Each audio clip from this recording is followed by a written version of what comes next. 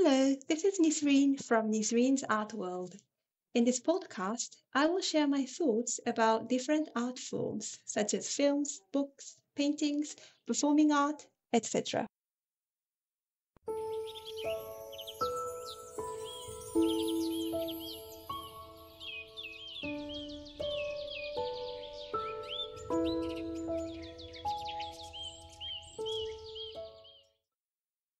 Hello, this is Nisreen. Welcome to the fourth episode of my podcast. It's lovely to speak to you again. Today, I'd love to talk about one of my all-time favorite films, English Vinglish. It's an Indian Hindi language comedy which received critical international acclaim. It was written and directed by Gauri Shinde. According to Wikipedia, when the film premiered at the 2012 Toronto International Film Festival, it received a 5-minute standing ovation. Every time I hear people make blanket statements such as Indian films are so silly or Bollywood is only about happy-go-lucky dancing, I want to say, have you ever watched English Vinglish? Of course you haven't. Just go watch it. I will explain the 4 main reasons why I believe everybody should do so. There won't be any spoilers till the very end, and I will warn you when they're coming, so you can skip that part if you like. 1. You will love the heroine. It will be impossible for you not to cheer for the lovely heroine, Shashi, played by the legendary actress Sridevi.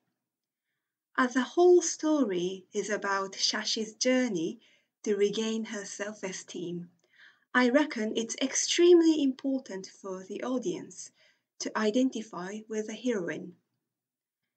I absolutely adored her. I feel like I know Shashi personally. I can imagine chatting with her for hours over chai. So, who is Shashi? She's a traditional homemaker with 2 kids in Western India. She makes and sells sweets called laddu as a home-run business. She seems to be well off with her successful husband, Satish. But she secretly suffers from a lack of confidence. She doesn't have much opportunity to be appreciated for her talent or intelligence. In addition, Satish and her daughter, Sapna, take her for granted and look down on her because of her poor English-speaking skills.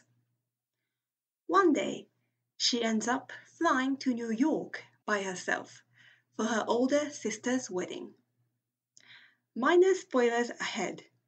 Please skip ahead about 30 seconds if you want to avoid them. Okay? Alright. So, soon after she lands in the US, she has a traumatic experience because of the language barrier. This experience motivates her to enroll in an English language course in the city without telling her family. Her experiences studying the language give the film an opportunity for some great characterization. At one point, Shashi asks her niece, Radha, for a definition of the term judgmental, and her answer perfectly summarizes Shashi's status. Quote, people assume you are a conservative housewife based on the way you are dressed, though you are very open-minded in reality. That's called judgmental. Unquote. In another scene, Shashi defends a gay male English teacher, an incident which captures her open-minded nature as well. Sridevi did a fantastic job in making the character Shashi come to life.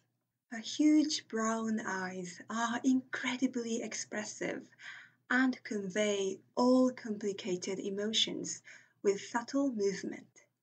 I also think it's incredible that Sridevi had even more depth to her beauty and acting skill than before she took a 15-year break from acting to raise her daughter. One character, a French chef called Laurent, fancies Shashi and talks about how great she is. When he does, you just end up thinking, I know, right? She's wonderful. 2. You will be entertained. Even though nothing spectacular happens in English Vinglish, the film will grab your attention from beginning to end. This is quite rare. Another outstanding Hindi language film called Queen, directed by Vikas Bal, has very similar vibes and theme to English Vinglish.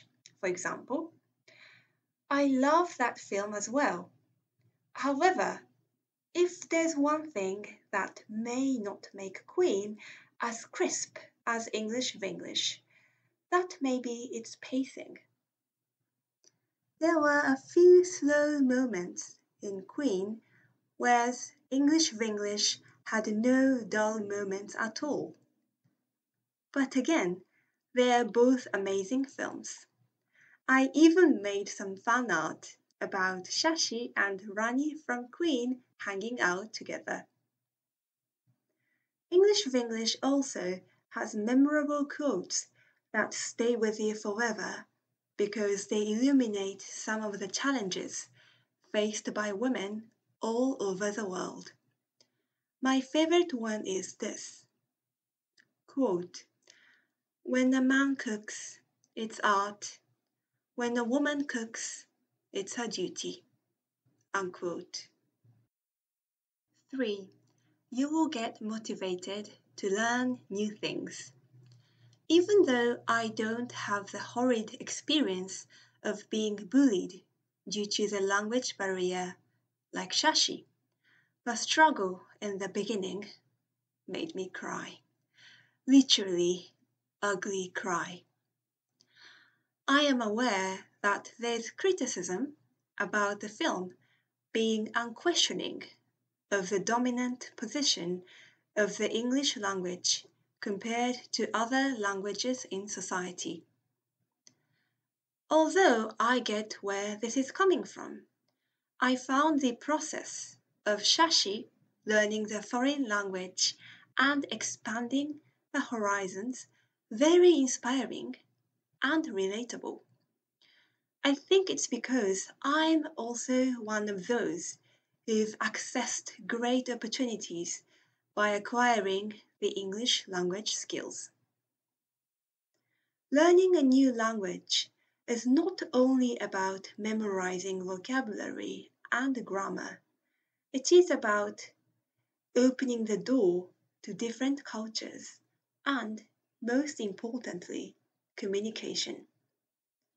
Seeing Shashi gaining the ability to express herself will definitely motivate you to learn new things.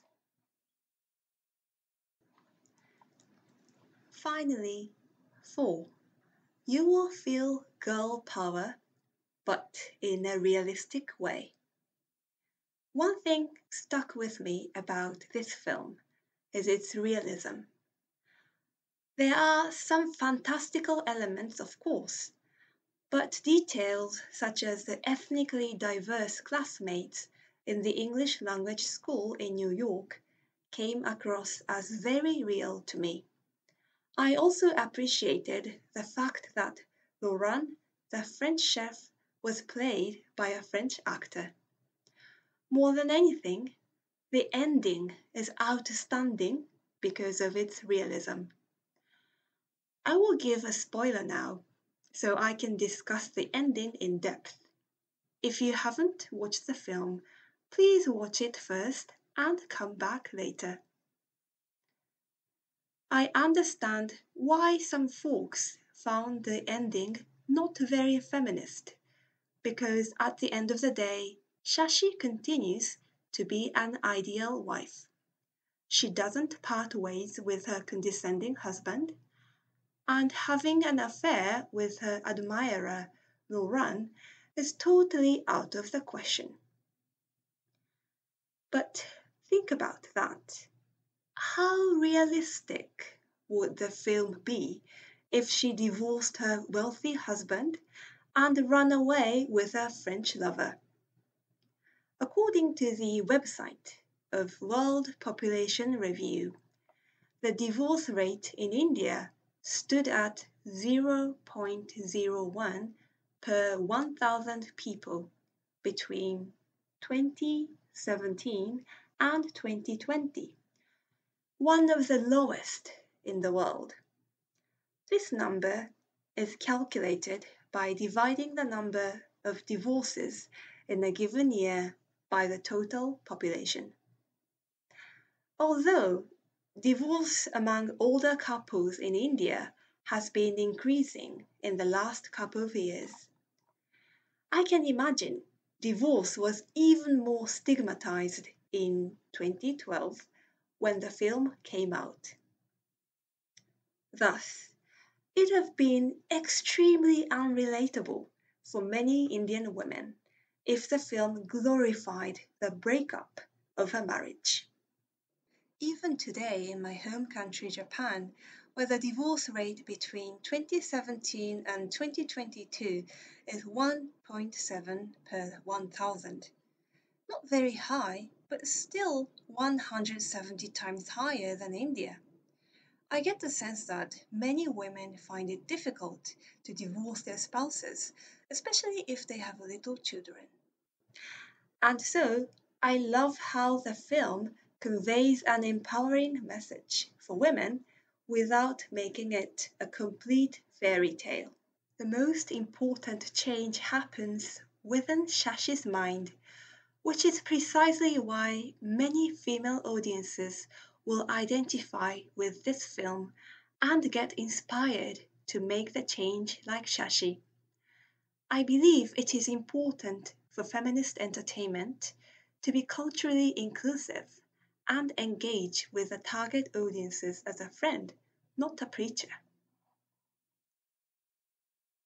What did you think? I'd be delighted if you write a review of this podcast on Apple Podcasts or Spotify. And of course, you're more than welcome to let me know your thoughts about this beautiful film from the contact form in the description. Thank you so much for listening. Goodbye for now.